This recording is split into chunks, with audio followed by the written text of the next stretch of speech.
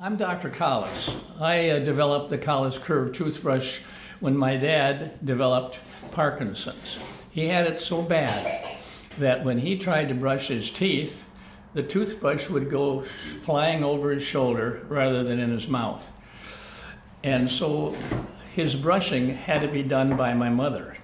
And that didn't work out very well because she was irritated with him because he didn't cooperate, because he couldn't cooperate because his hands were shaking.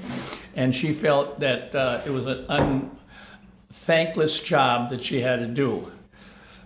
So we had to figure something out. Now in those days, I used to fly and sometimes I'd get in bad weather. And it was always a real relief when the radar would lock onto my airplane and guide me to the airport.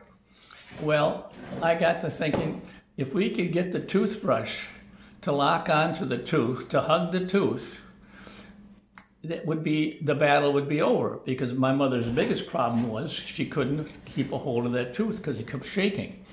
So what I did is I just clipped off a center bristle of a 3-row brush, and I took a curling iron and I made a couple of loops so that there was a space in between those bristles that fit the tooth perfectly.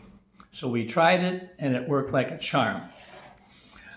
After a few months, dental researchers started researching the brush, and in about a year there was a featured article on special care in dentistry on the feature of the magazine. Since then it's been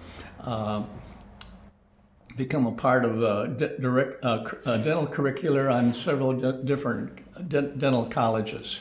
But in spite of all that, it's still very little known in the healthcare industry. And it's my intention to inform the buyers and the healthcare facilities about the toothbrush. And the best way to do that is to get a free toothbrush and let them listen to it from the toothbrush. Let the toothbrush speak for itself, so to speak.